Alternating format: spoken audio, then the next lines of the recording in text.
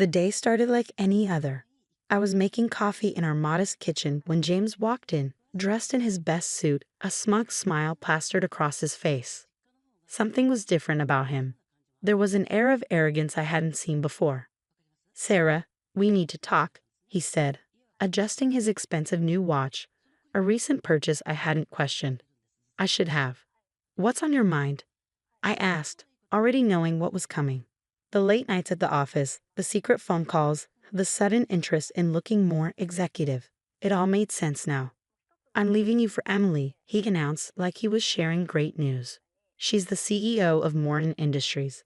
Unlike you, she's actually going somewhere in life. I'm tired of being married to someone who can't match my ambitions." I took a sip of my coffee, hiding my smile behind the mug. James had always been ambitious, but his ambition was matched only by his ignorance. "My name is Sarah Chen, and for the past 5 years, I've been married to a man who thought he knew everything about me. The truth? He didn't know the first thing about who I really was." "Emily's different," James continued, pacing the kitchen with animated gestures. "She understands the corporate world. She's not stuck answering phones and filing papers like you. Do you know she made over $8 million last year?" I set my coffee down carefully. "Is that what she told you?" He scoffed. "I've seen the reports, Sarah. I'm not an idiot. She's shown me everything. The company finances, her personal accounts. She's offering me a position as vice president of operations. Can you imagine? Me, a VP. I could imagine it quite well, actually. After all, I had been the one to suggest to Emily that we might have an opening in that department. Of course, James didn't know that. He didn't know that Emily Morgan, the supposed CEO of Morton Industries, was actually just the face of the company. The real owner? That would be me. "What about our life together?" I asked, more curious about his response than actually concerned. "5 years of marriage just gone." "Let's be honest," he said, straightening his tie. "We've been going nowhere. You're content being a secretary, making what? 40,000 a year. Emily makes that in a week. She has vision, connections. She's taking the company global." I bit back a laugh. Morton Industries had gone global 3 years ago, long before Emily was even hired. I had orchestrated that expansion myself, working late nights in my home office while James assumed I was just catching up on filing. The truth was far more complex than James could imagine. 10 years ago, I inherited Morton Industries from my grandfather, who built it from the ground up. But he taught me something valuable before he passed. The best way to understand your company is from the ground up. So I worked my way through every department, learning the ins and outs of the business. When I finally took over as owner, I made a decision. I would remain anonymous, using a public face for the company while I kept working among the employees.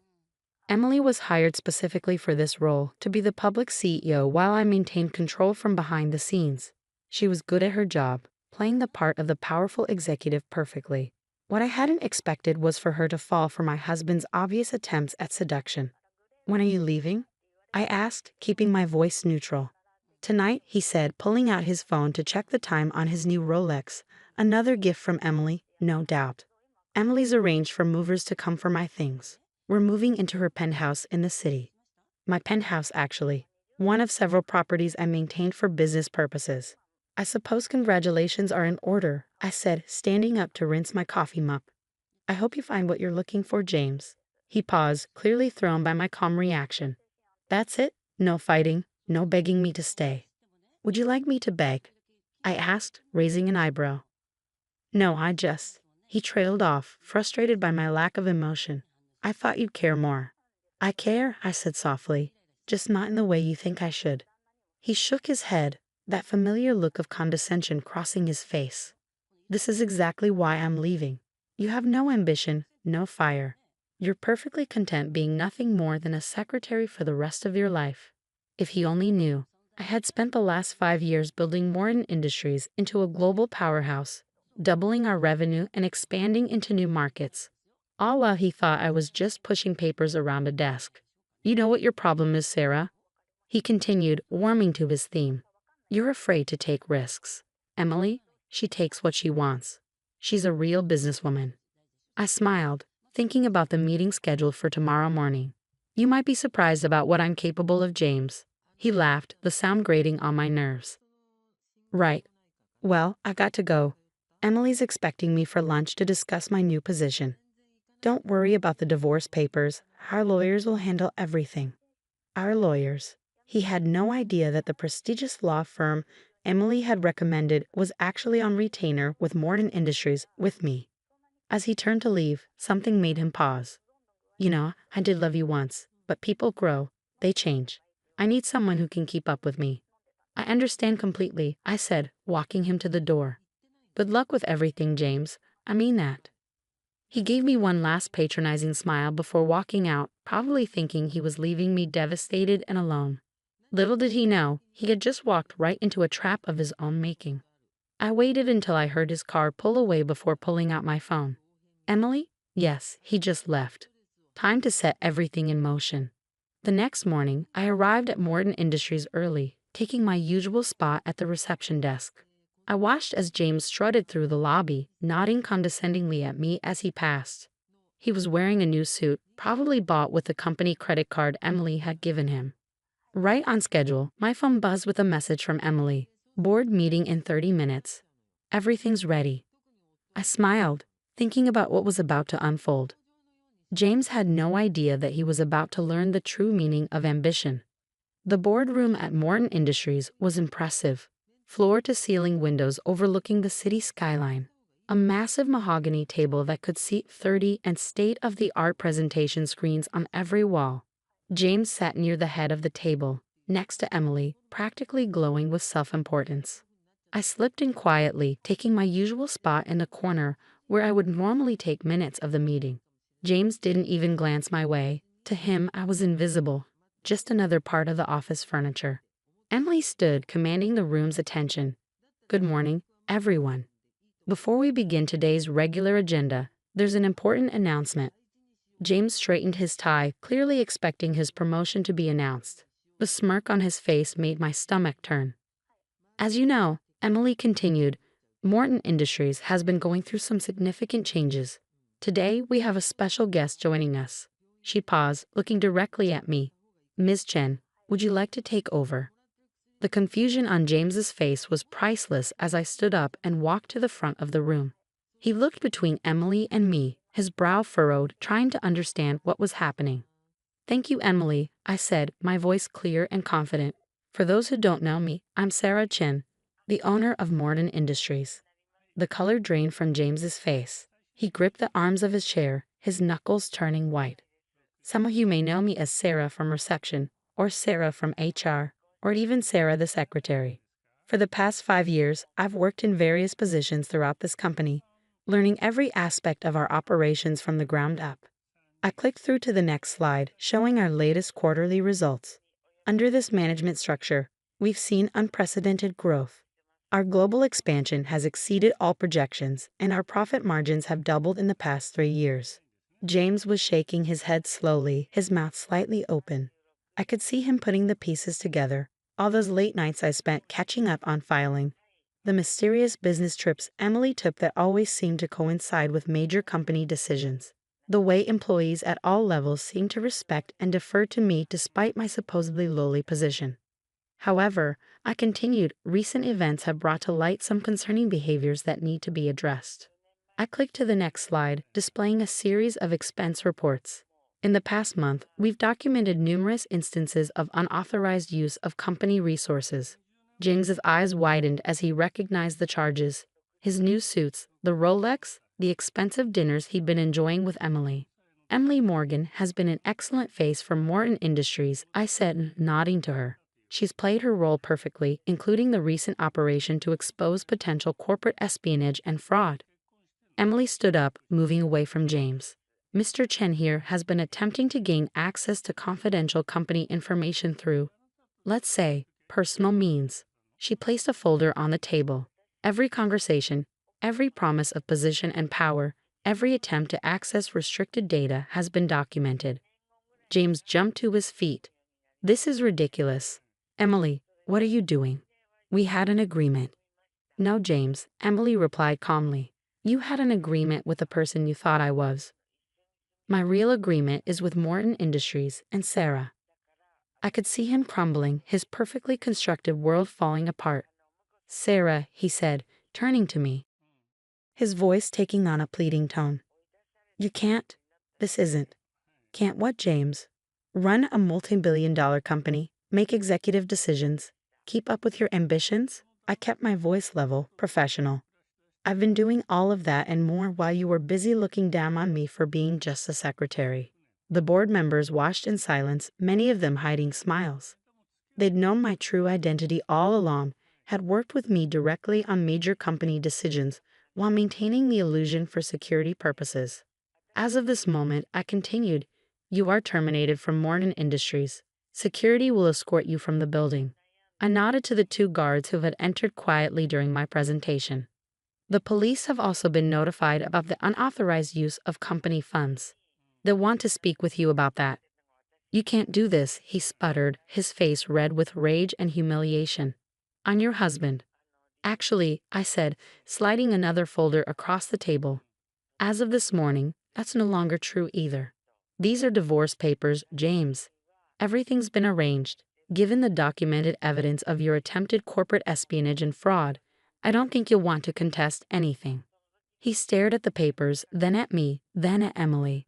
The realization of how completely he'd been outplayed finally seemed to hit him. His shoulders slumped in defeat. Mr. Chen, one of the security guards, said firmly, please come with us. As they led him out, I turned back to the board. Now, shall we discuss our actual quarterly projections? The meeting proceeded as normal after that, though I could see the impressed looks on the board members' faces. They'd known I was capable, but watching me handle James had shown them another side of my leadership. Later that evening, I sat in my real office, the CEO's suite on the top floor, looking out over the city. Emily knocked and entered, carrying 2 glasses of champagne. Well, she said, handing me one, that went even better than we expected. I took a sip, savoring the moment. He made it easy, really. His ego was always his weakness. Still, Emily said, sitting down across from me, it couldn't have been easy, watching him dismiss you all those years, knowing what you really were. I thought about it for a moment. You know what the funny thing is? He always talked about ambition, about being something more, but he never once tried to really understand the business from the ground up. He just wanted the title, the corner office, the prestige. And you?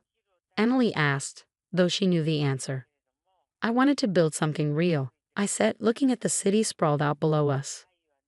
My grandfather taught me that to really lead, you have to understand every aspect of what you're leading. That's why I worked my way through every department, why I kept my identity hidden.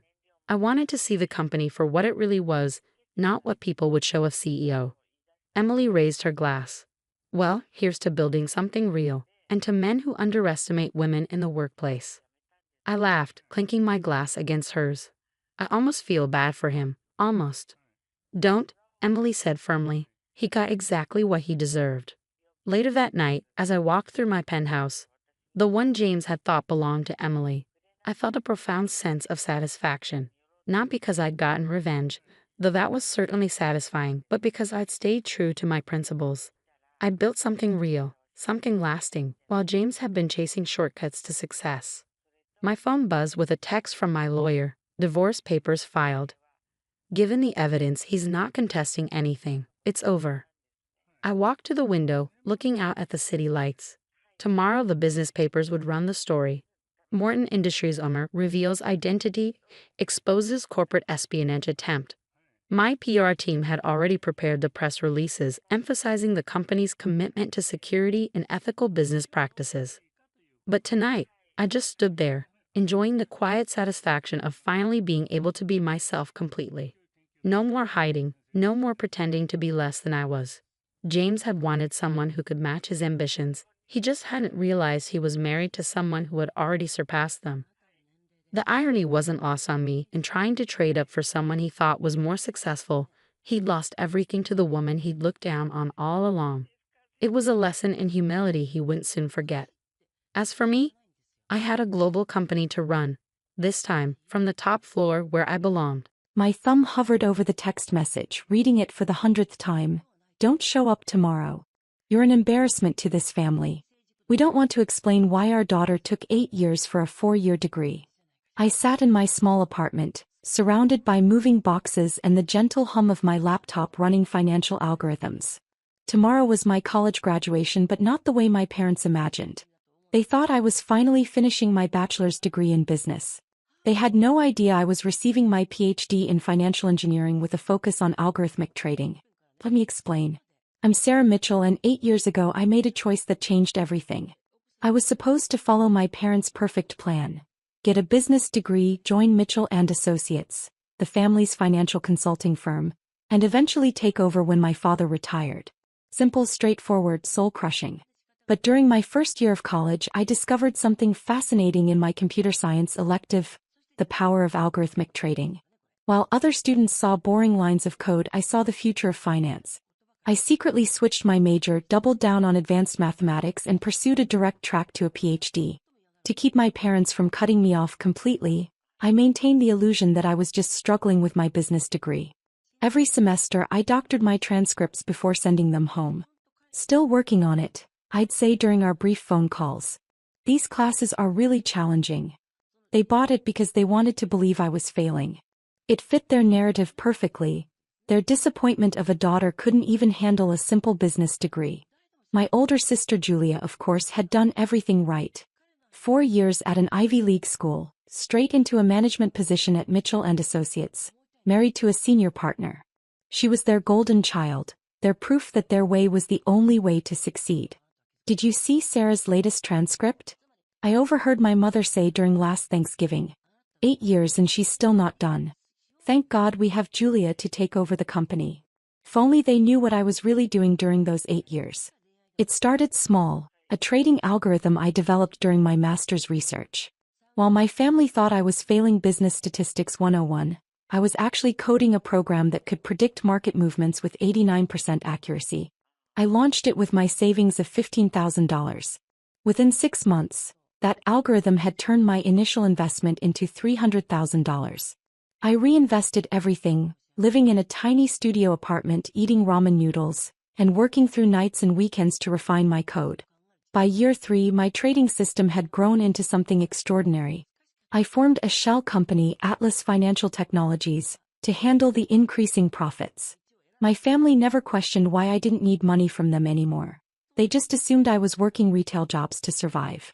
Today, Atlas Financial manages over $2 billion in assets. Not that anyone knows I own it. The company operates through a complex web of subsidiaries and holding companies. My name appears nowhere in its public records. But tomorrow isn't just my graduation. It's also the day Atlas Financial's biggest move yet goes public, our acquisition of Mitchell & Associates.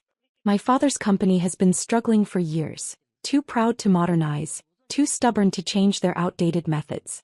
Their stock price has been falling for 6 straight quarters. My algorithms predicted they would be vulnerable to a takeover 3 months ago. Through a series of carefully orchestrated moves, Atlas Financial has been quietly buying up shares. As of yesterday, we owned 48% of Mitchell & Associates.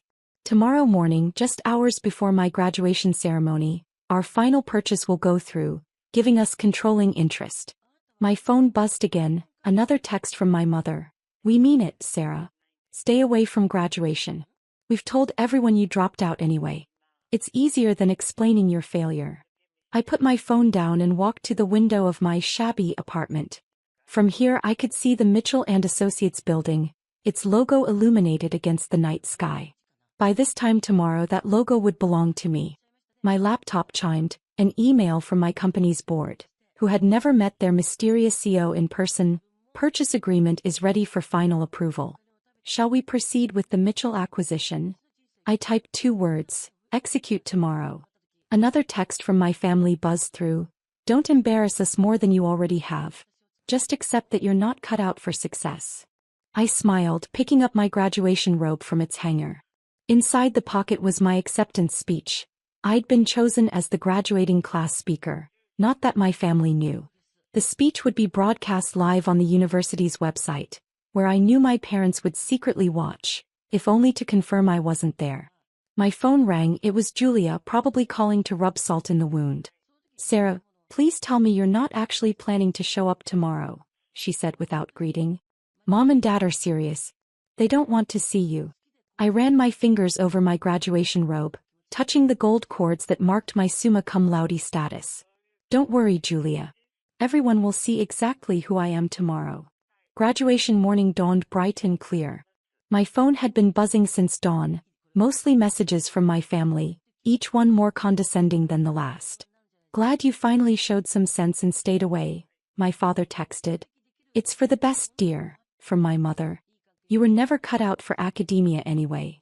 Julia sent a particularly stinging message. Thanks for not embarrassing us today. I'm giving a big presentation to the board about taking over as CEO. At least one Mitchell will make the family proud. I turned my phone off and adjusted my graduation robe in the mirror. Under it, I wore a tailored black suit that cost more than my father's monthly salary. Today wasn't just about proving them wrong, it was about taking back my power. My laptop chimed with an urgent email. Atlas Financial acquisition of Mitchell & Associates confirmed. We now own 51% of shares. Announcement goes public at 10 a.m. Perfect timing. My graduation speech was scheduled for 10:15. The graduation ceremony was being held in the university's grand auditorium. As I walked backstage, I could hear the excited chatter of families finding their seats. Somewhere out there, I knew my parents were sitting in their office, probably watching the live stream just to confirm my absence. The dean approached me with a warm smile. Dr. Mitchell, are you ready? It's not every day we graduate someone with a triple major PhD and 4 pending patents. I nodded, touching the speech cards in my pocket. 8 years of work, sacrifice, and secret success were about to pay off in ways my family never imagined. At exactly 10 a.m., my phone lit up with notifications. The business world was exploding with the news. Breaking. Atlas Financial acquires Mitchell & Associates in surprise takeover. I smiled, imagining the chaos unfolding at my father's office. Right now, he would be discovering that his company was no longer his. That some mysterious entity had bought out his life's work from under him. The ceremony began. I sat among my fellow graduates, listening to the initial speeches. My phone kept vibrating, likely my family frantically trying to reach me about the company takeover. They had no idea that an even bigger shock was coming. Finally, the dean stepped up to the podium. And now it is my great pleasure to introduce our student speaker. Graduating today with a PhD in financial engineering, computer science, and applied mathematics, with the highest GPA in university history, Dr. Sarah Mitchell. The audience applauded as I stood. Through the livestream camera, I could practically feel my family's shock through the screen. Good morning, I began, my voice clear and confident. 8 years ago, I made a choice that disappointed my family. They thought I was failing at a simple business degree. In reality, I was building something extraordinary. I paused, letting my words sink in. During these 8 years, I developed revolutionary trading algorithms that changed the face of financial technology. I founded a company that now manages billions in assets. And this morning, that company acquired Mitchell & Associates. Gasps echoed through the auditorium. The live stream chat exploded with comments. To my family watching this from their office at Mitchell & Associates, or should I say Atlas Financial Technologies? I smiled directly into the camera. Surprise. Your embarrassment of a daughter is now your boss. My phone was practically dancing across the podium with incoming calls. I continued my speech, detailing my research and innovations, each word a bullet point of success they had never bothered to notice. As I finished speaking, the dean returned to announce my other achievements. 4 patents pending, 2 published papers, and a trading system that had revolutionized algorithmic finance. The ceremony ended with thunderous applause, but I wasn't done yet. I had one more stop to make. I drove straight to Mitchell & Associates, my company now. The building was in chaos. Employees clustered in groups, whispering about the takeover. About the mysterious owner of Atlas Financial. About their uncertain future. The elevator ride to the executive floor was silent. When the doors opened, I found my family huddled in my father's office. My office now. Sarah. My mother's face was pale. What are you doing here? What's going on? Julia demanded. We're in crisis. Some company called Atlas Financial Dash. I know, I interrupted calmly. I own Atlas Financial. My father, who had been staring out the window, turned slowly. That's impossible. I pulled out my phone and opened my banking app. Would you like to see my personal account balance? Or maybe Atlas Financial's acquisition records. Or perhaps my doctoral thesis on algorithmic trading. But you were failing, my mother stammered. All these years. No, I corrected her. I was succeeding. You just couldn't see past your own expectations to notice. Julia sank into a chair. The company, it's yours? Everything is mine, I confirmed. The algorithms, the patents, the billions in managed assets. And now Mitchell and Associates too. My father's face had turned an interesting shade of red. You can't do this. We're family. Family. I laughed. Last night you called me an embarrassment. This morning you told me not to show my face at graduation. Now suddenly we're family. I walked to his desk, my desk, and sat down. You should check your emails. Atlas Financial is implementing immediate changes to upper management. Starting with the board. You're firing us? Julia's voice cracked. Not exactly, I said, logging into my computer. I'm demoting you to positions more suited to your abilities. Julia, you'll be managing our social media, mother-client relations, and dad. I smiled. I hear the mailroom needs a supervisor. This is revenge, my father spat. No, I corrected him. This is business. You always said I needed to learn about the real world. Well, lesson learned. I stood up, smoothing my graduation robe. Security will escort you to clear out your offices. Your new positions start Monday. Oh, and I picked up the nameplate from the desk, replacing it with one that read, Dr. Sarah Mitchell, CO. Don't be late.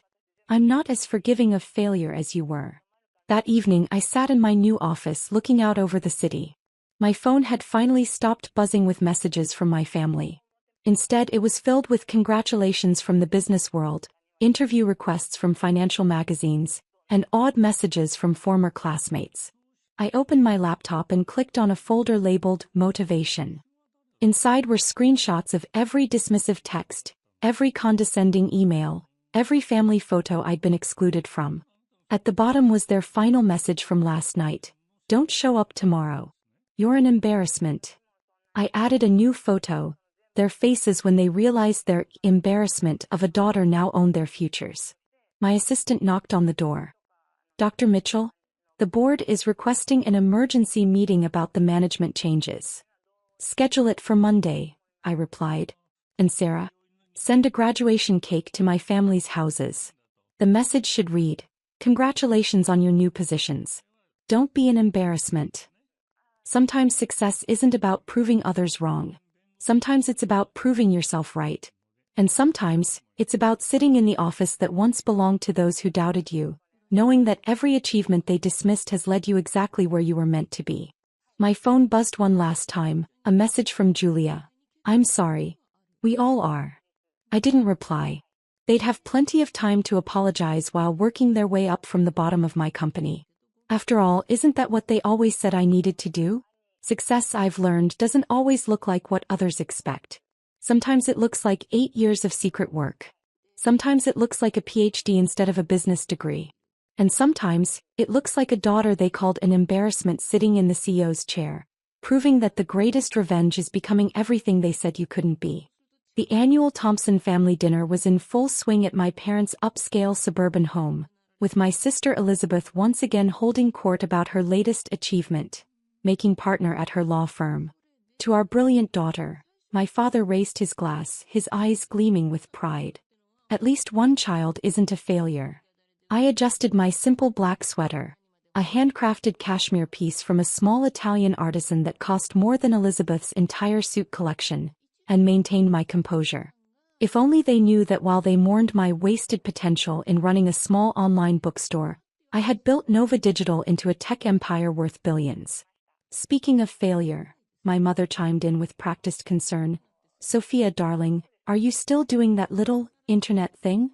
I nodded, sipping my wine, a rare vintage I'd brought but they'd dismissed as probably something cheap. Still running the bookstore, Mom. Online retail, Elizabeth corrected with a smirk. Let's call it what it is, a glorified Amazon wannabe. If she only knew that my Amazon wannabe had revolutionized AI-driven retail technology, with patents worth hundreds of millions. While she bragged about her 6-figure salary, I was closing deals worth more than her firm's entire annual revenue. You know, my father leaned forward, Elizabeth's firm is always hiring paralegals. Someone with your limited experience might qualify. My phone buzzed. A message from my CFO. Microsoft licensing deal confirmed. $300 million upfront payment processed. Thanks, Dad, but I'm happy where I am. Happy? Elizabeth scoffed. Sophia, you live in that tiny apartment, drive a basic car, and sell books online. Meanwhile, I just bought a vacation home in the Hamptons. I thought about my tiny apartment. Actually, the entire top floor of a luxury building I owned through a shell company. The basic car was a custom-engineered vehicle with security features that cost more than Elizabeth's Hamptons house.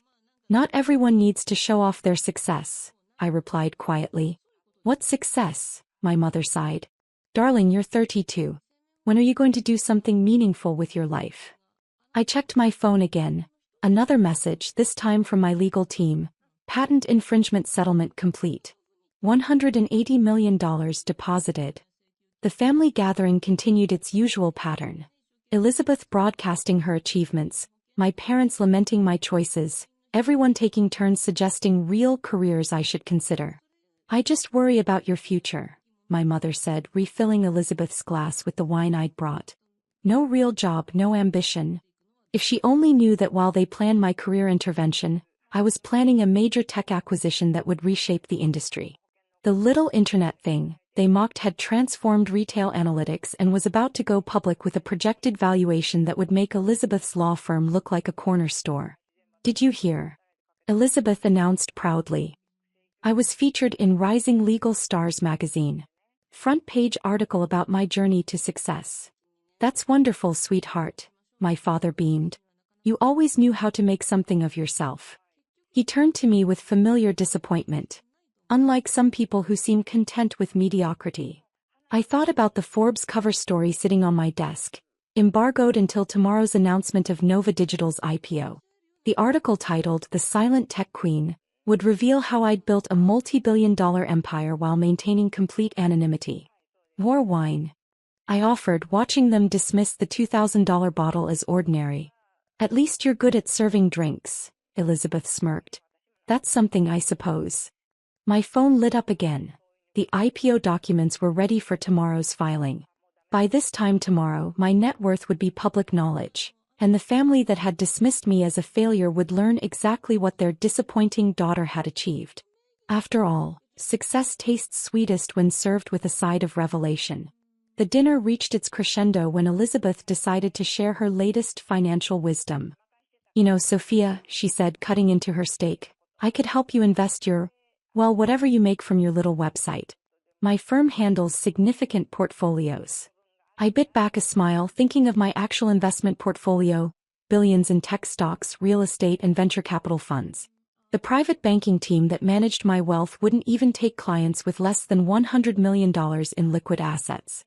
That's thoughtful of you, I replied, just as my phone buzzed again. The IPO pricing had been finalized. Nova Digital would debut at $180 per share, valuing the company at $28 billion. Sophia, put that phone away, my mother scolded. It's rude to check your little shop during family dinner. Sorry, Mom. Just some business matters. Business? Elizabeth laughed. Let's not pretend selling used books online is a real business. Speaking of which, Dad, did I mention my firm's handling the Anderson Tech merger? $1 billion deal. I knew about the Anderson Tech merger. I'd declined to acquire them last month. Their technology wasn't innovative enough for Nova Digital's standards. Actually, I said quietly, I have some news to share. Did you finally decide to get a real job? My father asked hopefully. Not exactly. I pulled up the embargoed Forbes article on my phone. This comes out tomorrow morning, but I thought you should hear it from me first. What's this? Elizabeth grabbed my phone, her expression shifting from contempt to confusion. The Silent Tech Queen, how Sophia Thompson built a multi-billion-dollar empire. This must be a mistake. My mother peered over her shoulder. Nova Digital. AI-driven retail technology. Projected IPO valuation of $28 billion. Sophia, what is this? My little internet thing, I replied calmly. The bookstore was just the public face. Nova Digital has revolutionized retail analytics. We're going public tomorrow. This is impossible, my father sputtered. You sell books online. I opened my banking app, turning the screen toward them. That's my personal account. There are others. The silence was absolute as they stared at the number. $47 million, and that was just my checking account. But your apartment, your car? Elizabeth stammered. The apartment? I own the building. The car? Custom made with security features because, well, billionaires need protection. I took a sip of my wine, the one they'd dismissed as cheap. By the way, this bottle costs more than your monthly mortgage payment. My father's hands were shaking as he reached for the phone, scrolling through the article. AI patents. Revolutionary technology. Major clients including Microsoft and Amazon. Those licensing deals you thought were spam emails? I smiled. Each one worth hundreds of millions. The little shop, you mocked, processes more data daily than your law firm handles in a year, Elizabeth. Why didn't you tell us? My mother whispered. Would you have believed me? You were all so convinced I was a failure, so certain Elizabeth was the only success story in the family. I stood up, smoothing my cashmere sweater. By the way, sis, about that Anderson Tech merger, I passed on buying them last month. Their technology is outdated. Might want to advise your clients accordingly.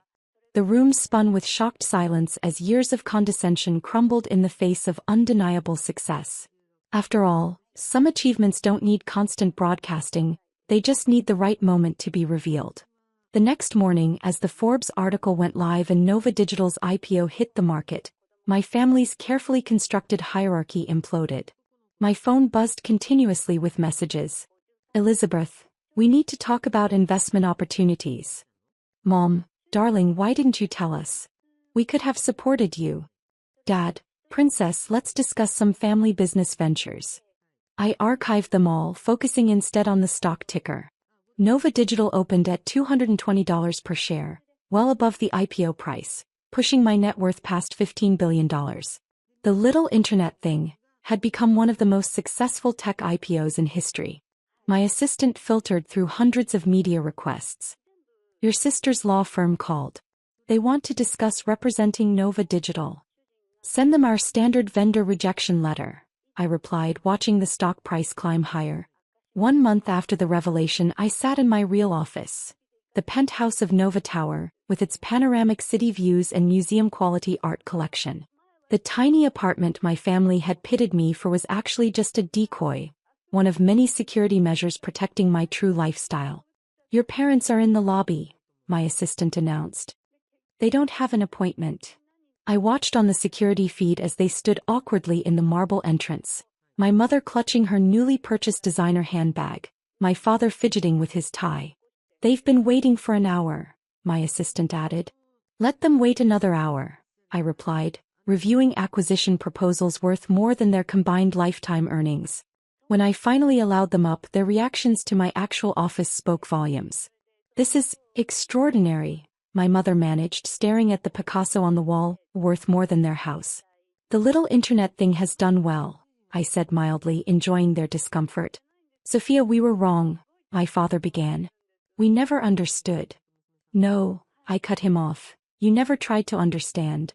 You were too busy celebrating Elizabeth's predictable achievements to notice I was building something revolutionary.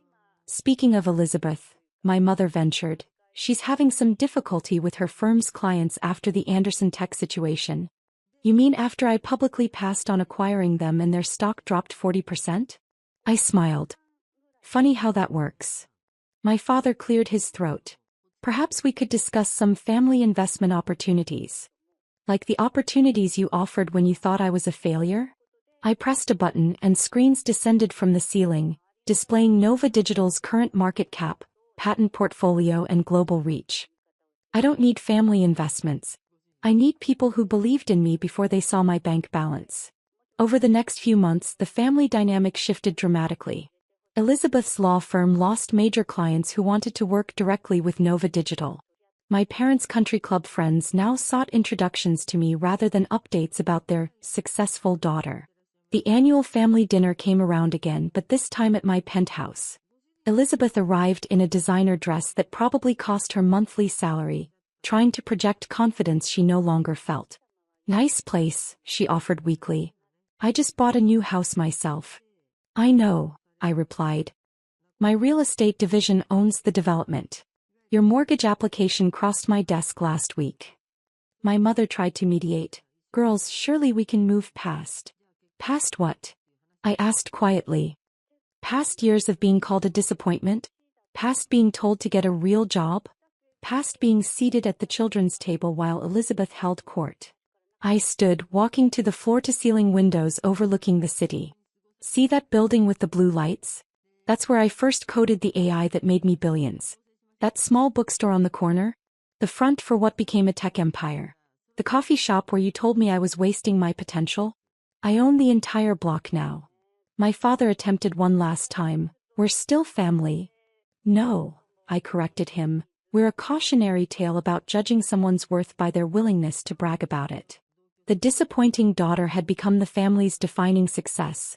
The little internet thing had transformed into an empire, and the quiet child they dismissed had built something beyond their imagination. As they left that evening, I watched them drive away in their increasingly modest cars, finally understanding that true success doesn't need constant validation. It just needs patience and the perfect moment to reveal its magnitude. After all, some disappointments become achievements that redefine an entire family's definition of success.